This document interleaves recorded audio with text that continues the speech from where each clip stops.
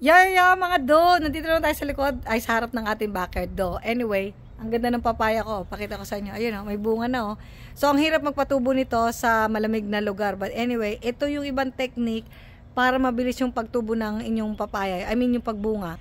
Yung iba, kasi itong papaya na to guys, ito yung maliit na papaya. Yung style ng papaya nito, ito yung punggok. Pero marami ito magbunga. Ito makapal na, di ba? Kita nyo.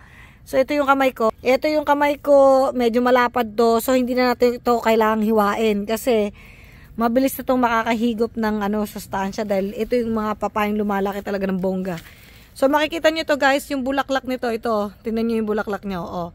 Yung bulaklak niya, may tatluhan. 1, 2, 3. Sa likod niya, meron pa isa dito. Ito yung nagpo-pollinate. Pag hindi kaya mag-pollinate, sine-self-pollinate ko to guys.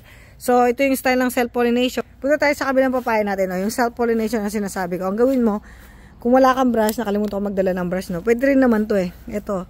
Kumuha ka lang ng parang, kung ano lang makita mo sa dito.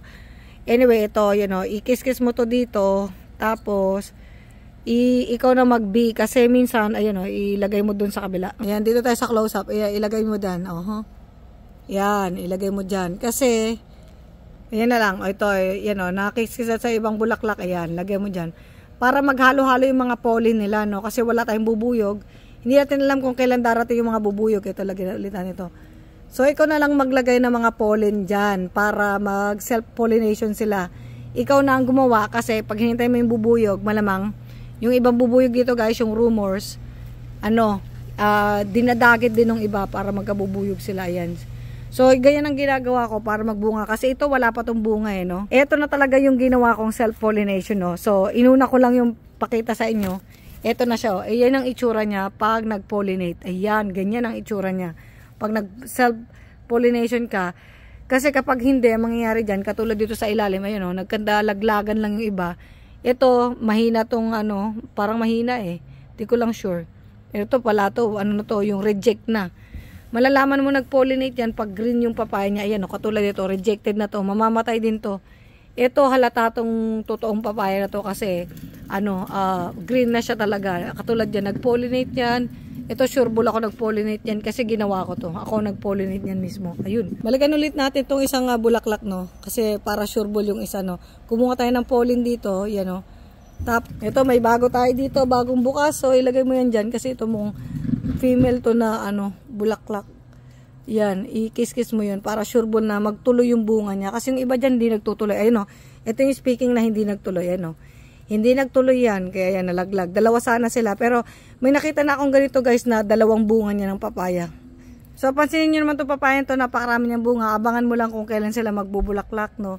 Ang gamitin nyo brush, tinamad lang ako kumuha ng brush. So, ganun na mag-self-pollinate ng papaya para sure bull magkapapaya kayo. Kasi matagal magbunga to dahil ilang buwan na lang, lalamig na. Ang endo nito, hindi naman to bumabalik. Tatanim ka ulit ng bago. Ngayon pa lang magtanim ka na ng bago. Balik tayo dito sa likod ng namin, bahay namin. Dito naman sa likod, ito yung may iba kong papaya na naka-seedlings na, May mga seedlings ako dito. Bakit to naka-seedlings? Kasi yung papaya, 8 months yan bago magbunga. So, pag wala kang seedlings na ganyan, ayun, nasa paso na yun. Ayan, sabay yung kamay ko. Ayun, yan, paso na yan.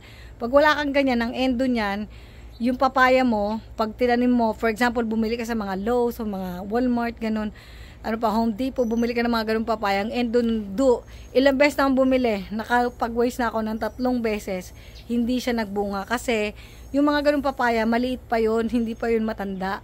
So, kailangan mag-matured siya talaga bago siya magbunga. Sa lahat naman ng klase ng gulay, ina-apply yun. Pag hindi matured yung halaman nyo, hindi talaga yun magbubunga. So, ito, sure ball, 6 months na to, o 5 months na ngayon, ipapasok na nito pag winter, so meron pa tayong natitirang 3 more months.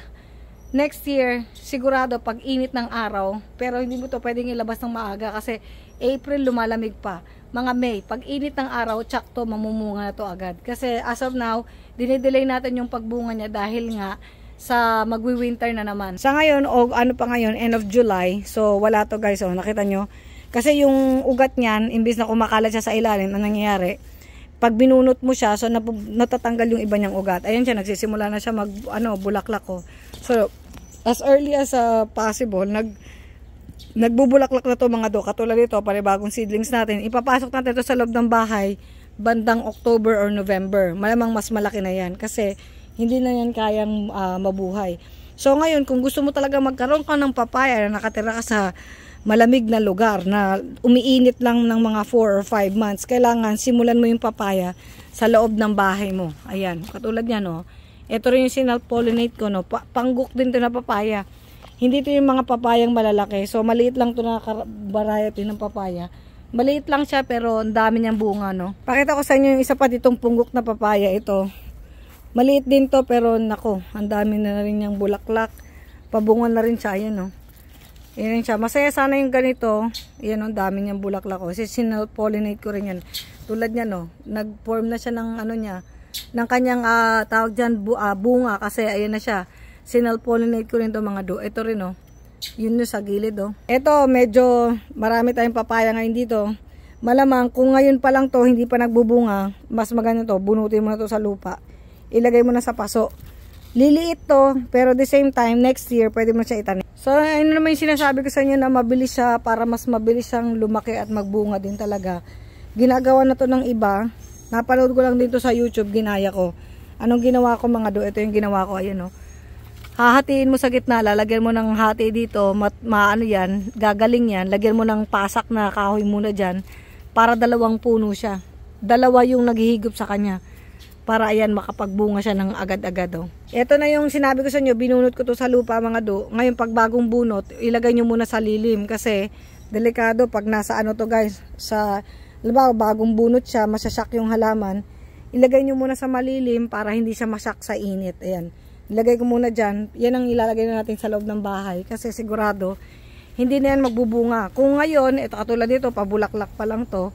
Wala to mga do. Hindi na to mahirapan ka na magbunga nito. Baka maliit lang ang bungang bibigay sa iso. Isa pa tong punggok na papaya. Pakita ko sa inyo, maliit talaga. Kasi ayan lang siya, oh.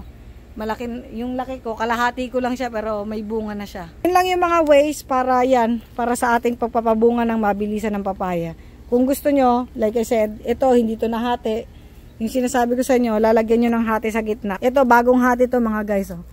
Bagong hati yan, nilagyan ko ng bato dyan kasi kakahati lang yan. Dahil pag once na nakita nyo nagbubulaklak na ng ganyan at maliit yung kanyang, ayan, oh, maliit yung kanyang puno na ganito, lagyan nyo ng hati sa gitna para mas mabilis siyang humigop ng sustansya at mas mabilis siyang magbunga.